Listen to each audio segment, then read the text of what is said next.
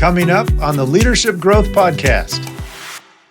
I think you've set it up well, and it's recognizing that as leaders, especially as you're advancing in your career and in role and authority, it does not give you the right to impose or to prioritize your own emotional experience over that of others.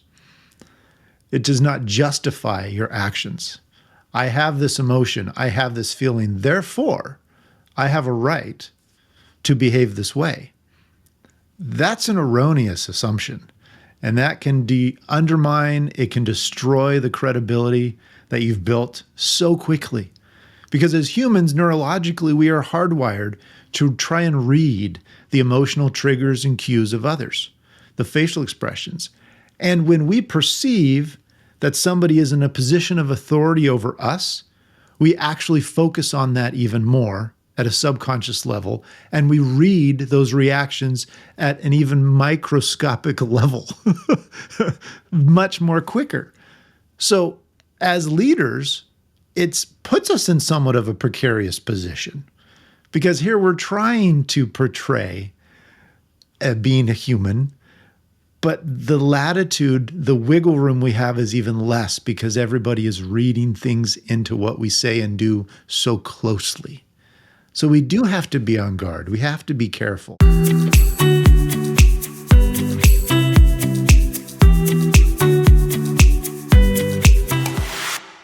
Hello, everyone, and welcome to the Leadership Growth Podcast, a place where you can then learn great tools and insights to help you develop and build your leadership.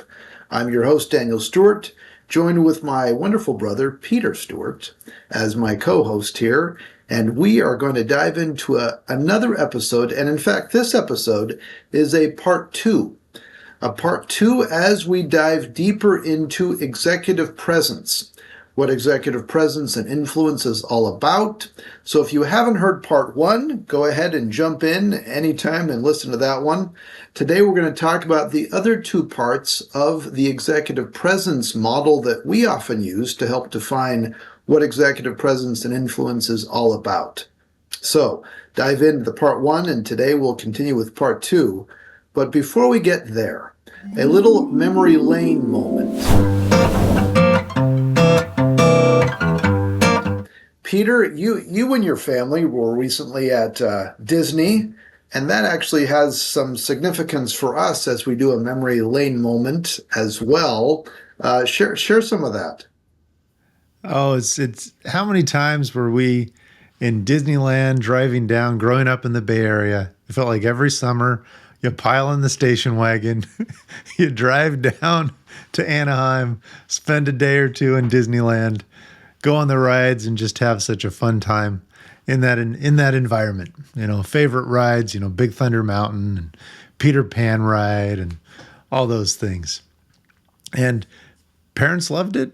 We were raised as a Disney family, enjoyed the movies, all that stuff. But then, of course, going there with Dad, from the leadership perspective, he was always... And Peter, just before you dive into that, didn't Mom and Dad go to Disneyland on their honeymoon? Like for a day of their honeymoon, they even went to Disneyland. So like they loved it. And so we would go down like every year in California. This was a deep-seated thing. And then we slowly started to go to Florida in Orlando a couple of times. Anyway, yes. Oh, it's true. Yeah, I'd forgotten about that part. They did. They went to Disneyland on their honeymoon. Why not? Happiest place on earth. Fun place to go. But yeah, so many fun trips and memories there. Trying to get on, okay, where's the wait time lowest to sneak into Space Mountain or wherever it is. But yeah, then as I was saying there, Dad was always paying close attention to all of the quotes that were posted around on the plaques and signs, whether they're from Disney or some of the Imagineers or others, and always taking pictures of them or having a little piece of paper and writing them down, little stories to share. So even on the vacation to Disney, it was also a source of leadership inspiration. Absolutely. And this reminds me, so I think one of the last times I was there with mom and dad. It was maybe 10, 12 years ago or so, in Orlando. And I'll never forget a specific story. We were in the Peter Pan line waiting for the Peter Pan ride. And as you may Mhm. recall, and our listeners, many of you who probably have been there or have seen pictures or whatever, the Peter Pan ride, you wait, of course, in long lines. But once you get up there, you get in these small little ships, pirate ships, and that's what takes you through the ride. And so as I'm waiting, I see one of the crew members, one of the, what do they call them again, Peter? Cast Cast, members, duh. I knew this. So, because you're a part of the show. You right, wear you're your part of the show. costume. Yeah. So one of the cast members, and she was doing something to like the bar that you sit you the lap bar that comes and sits on right on top of you, essentially to keep you in once you sit in the ship. And she was taking something out of her hand and sprinkling it across this lap bar and across the entire ship. And I was looking at her like, what is she doing? And I realized, oh, she's sprinkling imaginary pixie dust so that each of the ships are ready for the guests to come in and sit and then take off and enjoy the trip. And I'm like, wow, that is above and beyond because, first of all, pixie dust isn't real. So she's just enhancing this experience, which I'm impressed with. But then here's the kicker. I see one of these ships coming and it has an out of order sign on it. And I thought, oh, I wonder what she's going to do when the out of order ship comes. Is she just going to ignore it or what? She did not ignore it. She did the exact same thing for that one. She took a little pixie dust out of her hand, sprinkled it across the out of order ship, just as if it was any other ship. And I just sat back and I'm like, no way. No way. Where else would an employee in any, organization go so much above and beyond and be so bought in? And it just helped illustrate to me what full engagement looks like. Because engagement is all about providing your voluntary extra effort towards something. And this cast member was putting her voluntary extra effort of providing pixie dust, the ultimate final touch on the guest experience, even on an out of order pirate ship.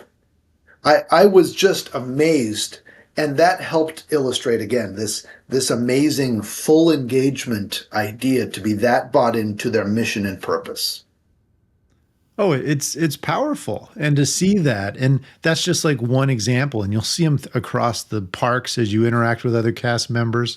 I was just recently out at in Orlando with my family, and as you park in the parking lot, they'll because it's a ways from the park entrance, they'll put you in a tram to take you to the front. And one day in particular, I think we were at the Animal Kingdom park.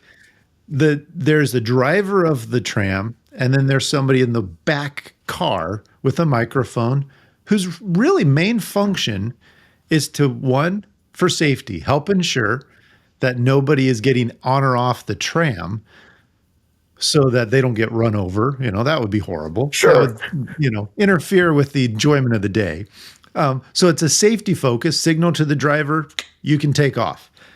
The second one is to help remind individuals to record where they parked so they don't get lost and to give a little introduction to the park. So that's really their function. They're there for safety and information. This day, the tram operator or the person in the microphone in the back was doing such an entertaining job, going above and beyond. He had the entire tram in stitches, in laughter. It was a full stand-up routine. He had made up songs to go with Disney tunes, to teach you about the tram safety method, to help remind you about where you parked, about all these. I mean, we kept looking at each other saying, what did this guy eat for breakfast? Because this is early in the morning. Right. But everybody around was in laughter. We haven't even gotten to the gates of the park yet. And we've already had probably one of the most enjoyable experiences of the day on the parking lot tram, going above and beyond. Yeah. It wasn't Yeah. just, hey, are people safe? Take off. It's, I'm going to do this in a magical way Hmm. so that everybody hears me, laughs, enjoys, and you did not forget that you were parked, in Wally lot 202 or Right. whatever it was, because you're hearing the little jingle the guy made. So just another example is there's lots through Disney, but yeah, it's a fun memory lane, some insights to glean from it, and it's always a fun place to go. Yeah, it was always a place for us growing up to enjoy, but to learn from as Yeah. well. And, as I reflect on some of these experiences, so much of it stems from that passion around the purpose. Why are they there? What are Yeah. they trying to do? How they can each tap into their own strengths, utilizing that. And so kind of making a transition to the topic of executive presence. When I think of executive presence, it's that credibility.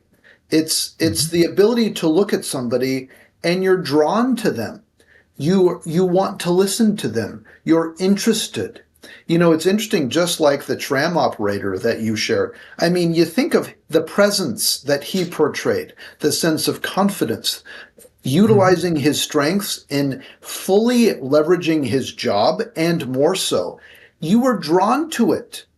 And as we take that and apply it to a variety of other organizational settings, it's it's always going for that ability to influence others in positive ways, to be able to help get people's attention, so that when you come into a room, or when you come onto a tram, or when you come onto a ride of some sort, you pay attention to that person because they know what they're doing. They care about you. They react in ways that are helpful. They share information. All of these factors. And so previously, we talked about the first two real elements of executive presence: how you show up and how you decide, or how you make decisions, as key elements. And so then the other two parts. Peter, give us a high level of the other two, and then we can do a deeper dive into those. Sure. So the next two components to kind of wrap up the executive presence framework is first, how you manage emotions. It's recognizing that yes, we're humans and yes, we're leaders, but we also have emotions, and those emotions make a difference. How we can leverage those, how we are able to control or manage those at times, help us be able to show up best, to inspire that confidence and other things. So that's when you get into being able to manage those emotions. And then the last area is how you inspire. It's recognizing that it's how you are presenting the information, how you're able to clearly articulate a vision that people are willing to follow. They're not being forced to follow it. That's how you earn people's hands and feet. But as leaders, you want to earn their hearts and their minds. That's what they willingly give you. And to quote a gem Dad's often shared. So it's that inspiration, and it's also helping to create that environment for others. So it's connecting people to the vision, connecting people to the why, connecting people to the value that they bring through stories that you can tell and understanding of the organization as a whole. So those two components we can dig in a little deeper, but that helps to round out at a high level what executive presence looks like, how you show up, how you manage or how you make your decisions, how you manage emotions, and how you inspire others. Yeah. So as we dive a little into the managing emotions, the first thing that comes to my mind is managing your reactions. We are fundamentally emotional beings. We try to be rational, we try to be objective. We And aren't. try. That word you just said is try. We try to be rational. It's Totally. so important. And so it's embracing and acknowledging the fact that there's a lot of irrational emotion that we have. It influences us so Mhm. much. And so, how do we acknowledge that? Especially how we react.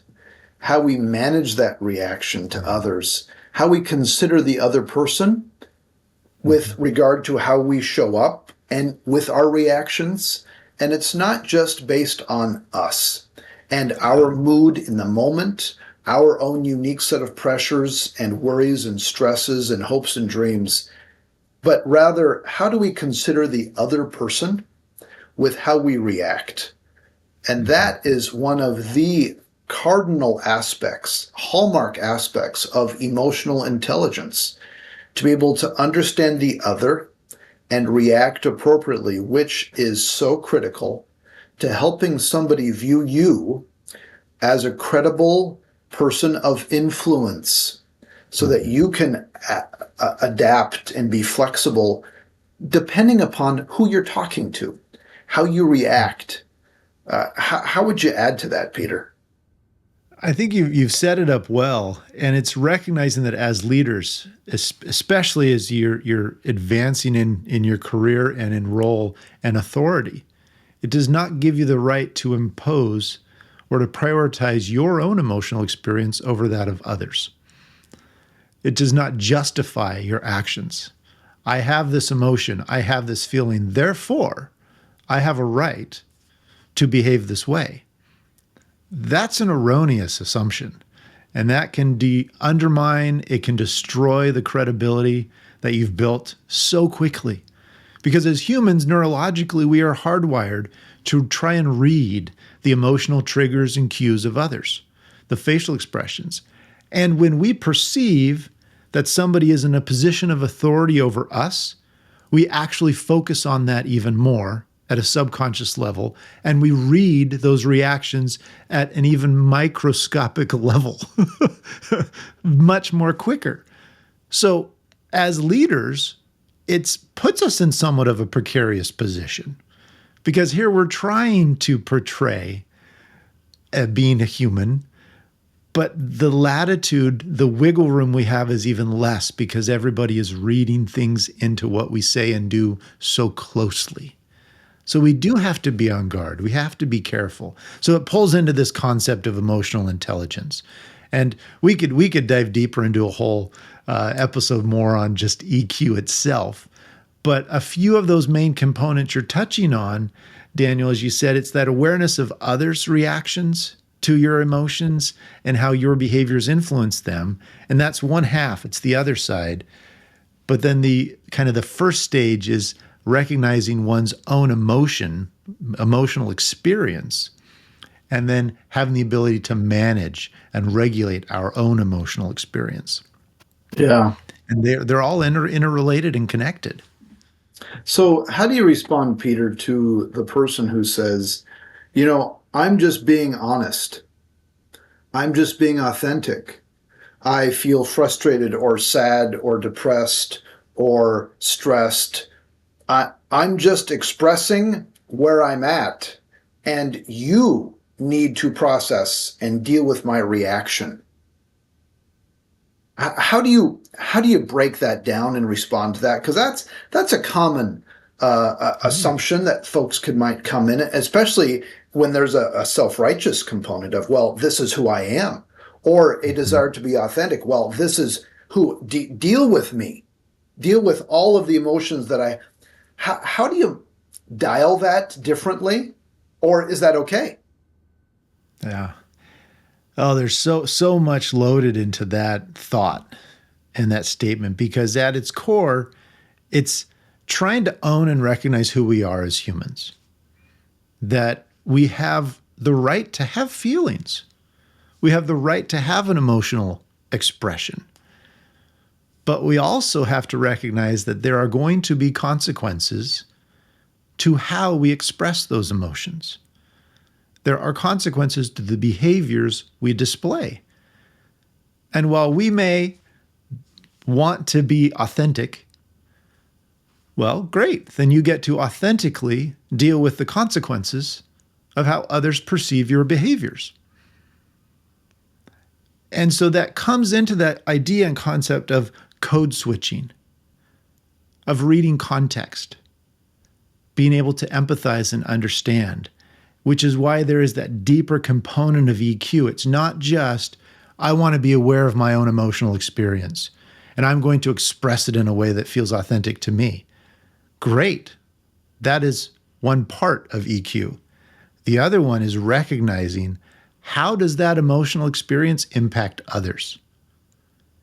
And are there times in which we may need to suppress, we may need to alter, we may need to push back on some of our natural inclinations and tendencies in order to help ensure that our message or our relationships are preserved or conveyed in a clear way. Yeah. Yeah, I often think the emotions that we have, that we experience, whatever they might be, on the broad spectrum of emotions, healthy, normal, we can't control that.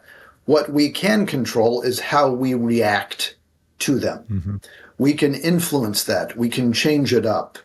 And for folks who say, well, I'm just going to be direct and say it, and whatever I'm feeling, the element that needs to be considered is, as you're pointing out, the care.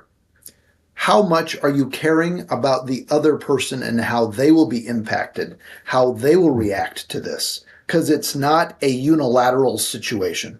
Now, if we're in a crisis, that can be unilateral. And I want Yes. you, whoever it is, to come and tell me, get out of this burning building, sit down in this plane, assume crash positions. If we're going down, but otherwise, Yeah. the great majority of the time, there's an interaction, there is a relationship, it is a bilateral experience, whether we choose to acknowledge it or not. And folks who want to build that ability to influence others need to continue to adjust and monitor their reactions, not just based upon their own needs, but based Yeah. upon the other person's needs as well. It is key. So as we're talking about the emotional aspects here of this third part, what other elements besides the reaction and emotional intelligence are involved in this one? Well, I actually wanted to add Yeah. one more part to the reaction because as leaders, yes, we're trying to be conscious of our own emotions. We want to be conscious of the emotions of others, but we also have to recognize the position that we are representing. And oftentimes we represent an organization. Yeah. And so that with that role, it then also helps justify why we may need to alter and adjust some of our emotions and behaviors, even if it might say putting some of our personal beliefs aside, because we're having to present that organizational company face Yeah. because of what we represent. And that can mean so much. So that's another reason why it's that awareness, which is why we phrased the name of the quadrant so carefully. It's how you manage emotions. Yeah. You're reminding me a CEO that I worked with several years ago in the finance insurance sector. He would react in meetings so strongly. And if he liked it, if he was annoyed, and you could totally tell the second he was annoyed or he no longer cared and he shifted his body language, he would say something really short and abrupt and it was done. And that's how he managed. And even in one-on-one settings, he had an agenda and he was going to say it and you simply had to deal with it. Now, for a short-term situation, that might work, especially in a turnaround, but that did not work for him long-term. And shortly after, the board actually exited him.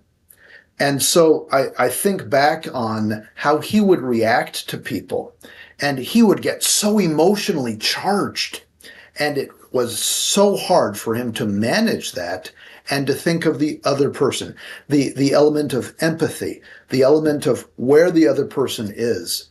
And there's also another aspect to managing emotions, and that is the ability to give feedback in effective ways, to be able to share positive and constructive comments in a way that others will know what to do with it, and that they look to you with a spirit of trust already. Otherwise, what you will say may fall on deaf ears and may actually be negative. Yeah. And so much of that is the informal ability to share feedback. And one of the small little tools that we have is this spot it and share it approach.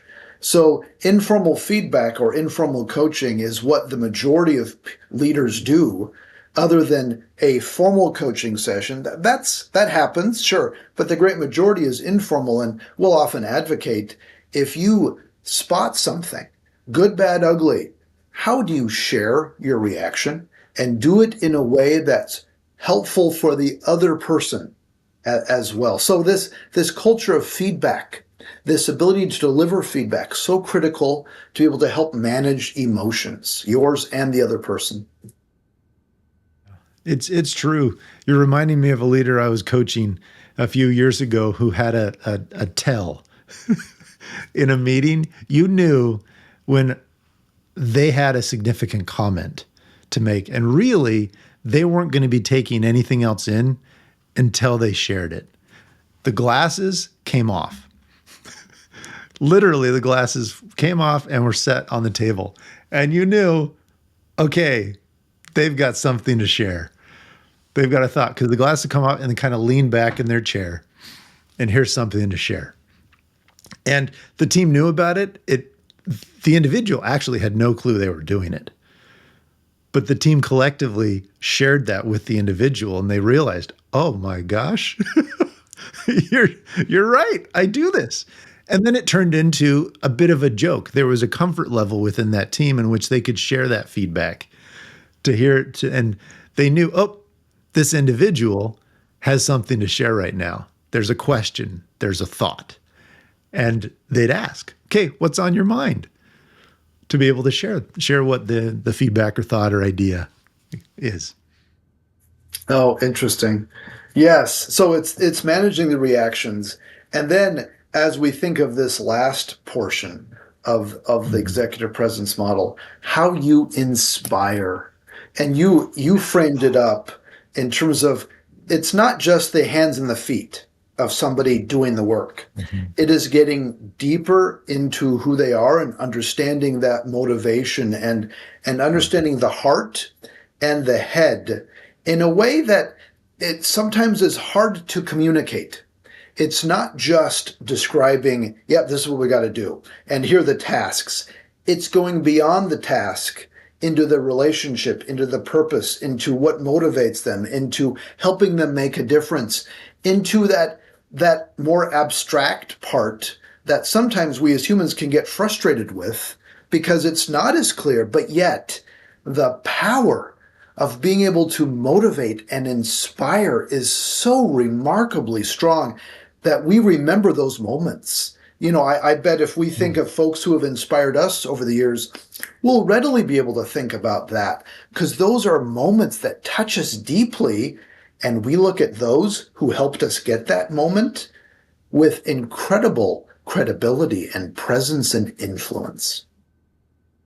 So much so that when I'll ask that question with groups, with teams I'm working at, is, reflect on a leader that inspired you, or who gave you a piece of advice that's really stuck with you. Yeah. And oftentimes there are emotional reactions as people share that. There might be tears as they're thinking back, or they're like saying, I still get goosebumps, as I think about how that individual made me feel as they shared this with you. It's not forgotten. And so it's not something to be taken lightly. It is a clear part of being a strong, credible leader, is that ability to inspire. And great inspirational leaders are able to connect the bigger picture, that clear vision of what the future may bring, with the actions of today. Mm. And being able to make that connection is so powerful, because then it helps individuals see their role in being able to get to that future state. And so you have to understand how organizations are set up. They're structured. What is that unofficial org chart look like? How are the people involved in the connections? How do you tell really good stories? How do you get that skill to be able to present and share and inspire people through the examples, the anecdotes, those stories? Because that's what penetrates their heart and their mind. And being very clear on what that purpose and vision is. So I think those are some components of how you can inspire others. Yeah. And you're making me think a boss I had many years ago, very, very much enjoyed him. He was so good with storytelling and metaphors. And to be Yeah. able to bring things really home specifically in very memorable ways. And one time he was sharing with me this story of this notion around him going fishing and hunting and what kind of knife he would bring. And he would talk about, these big knives and all of this. And he would look down at the fish that he caught or some sort of other activity as he was hunting, and he'd be like, what kind of knife do I need? Do I need this massive, heavy, big one, or do I need a small one? And as I then cut this or shave this off or cut, and then he was applying it to meetings and preparing for projects and how to influence others. And he's like, look, how often do we need a simple paring knife versus a big old Rambo knife? And so often it is the simple paring knife that we need to bring, and that's going to be a sufficient tool to be able to help make progress versus going in with a big old Rambo knife and showing off all of the benefits and isn't this awesome, and then overwhelming people and saying, I don't get it. So the metaphor that he was able to use off of his storytelling, I remember it to this day. I mean, you can picture this. You can just imagine out hunting when you would need this. And then, of course, in a corporate setting, using that metaphor, the paring knife. The simple, straightforward versus a, Rambo or Swiss Army knife with 100 options. What's the one thing? Let's be simple. Let's move forward about it. Yeah. Oh, it's stuck with you. And it's been several years since you've worked for that individual, but you still remember that example of which tools are best. And sometimes the simpler one is actually the better one. It goes back to old Occam's razor as you're trying to go through different postulates and theories and so forth. The simplest solution is the one you want to go for that still provides the result and the accurate explanation. So as we jump back Disney, I'm reminded of the story that Walt shared when he first presented the idea of Snow White. And I don't remember if we've shared this on an episode in the past, but here Walt was back in the 30s. He was trying to get his team to come on board to make a full-length animated picture, Snow White and the Seven Dwarfs. Had never been done. So he gathers his group together, all of his lead animators. They'd been making animated shorts for years. He, had a good team. Gave them all a dime or 15 cents or something. And this was like 3:00 in the afternoon. He said, go get yourselves a good meal. And he overpaid them. A meal was about a nickel. And I want you back here in the studio at 7:00 tonight. So they all went. And at 7:00 they returned. And Walt was not in his office. He was in the main theater. And he had all the lights off except just a spotlight. And he invited them to take their seat. And he said, I want to invite you to come on board a dream I've had for many years. I want to make this a reality. And then he went through character by character, line by line, and acted out the entire story of Snow White as a one-man show, using the voices, the characters, the dwarves, everything. And after it was done, he said, will you join me in making this vision a reality? The rest we know is history. As they came on board, it was a technological achievement, The Academy gave him 7 little Oscars to represent the 7 dwarfs. And it truly is the film that financed much of all the rest of Disney as he did that. But he didn't just flippantly throw out an idea. There's that element of inspiration. He made sure they came prepared, they were fed. He gave them the full details of what they were going to get involved in, and acknowledging that this was going to be a hard endeavor. Yeah. But that the end point was going to be well worth it. The ability to paint a vision, a future state, and to paint it not just with words, but with emotion, with heart, to act it out, to help convey it in a way that doesn't just fit for you, but for others, and to reinforce that. What a powerful motivator. And again, it gets at the heart. It inspires. And it's simple, it's straightforward, but it's something people can wrap their head around that they can then move forward.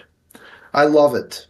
So as we think across all of these 4 areas here, we've covered a lot over these 2 episodes as we think about how all of us can inspire others, can show up with a sense of presence and confidence so that others will say, oh, I want to listen to you. I want to work with you. I want to be with you. I want to belong with you to this group as we then work together and achieve great things. How you show up, how you make decisions, how you manage your emotions, and how you inspire are so key as well. And by the way, as a side note, listeners, there is an assessment if you're interested. Just reach out, send us an email at info@stewartleadership.com. We're happy to share some information around that one if you're wanting to assess yourself through an online assessment, but you can also take a look at yourself across these 4 and self-assessment, just asking others how they see you as well. And that's a powerful way of creating that feedback. So Peter, here's the question for you as we kind of wrap up. What's the one thing? What's the one thing that leaders can do to help elevate their ability to have strong executive presence and influence? Well, I think the one thing to be a better leader, to have better executive presence, is to look at these 4 areas, how you show up, how you decide, how you manage emotions, and how you inspire, and pick one to focus on improving in. The shotgun approach is frustrating and it doesn't work. Which area do you think is an area of weakness for you? Where could you improve? And try and dig in and do a little bit better. Maybe it is in your emotional expression. Maybe it is in your ability to inspire and to have a compelling vision.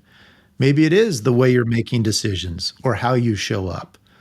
Pick one. You know yourself. You know your context. And if you really don't know which, I bet you'll find out pretty quickly if you ask a few folks around you. Solicit some feedback and then dig in. We have a ton of resources at stewartleadership.com and articles to help on and guide you in all these. Google the topics. There is so much out there, so many resources to help you improve, that if you just pick one area, you're going to get better. That's great. Excellent. Peter, thank you. Listeners, thanks for joining us. Another great episode of the Leadership Growth Podcast, where we talk about tools and insights to help you along your leadership journey. Please like, subscribe, listen to others, and as you have questions that you'd like us to dive into in future podcasts, please email us at podcast@stewartleadership.com. We'd love to hear from you. All the best. Take care, everyone. Bye. If you like this episode, please share it with a friend or colleague, or better yet, leave a review to help other listeners find our show. And remember to subscribe so you never miss an episode. For more great content, or to learn more about how Stewart Leadership can help you grow your ability to lead effectively, please visit stewartleadership.com.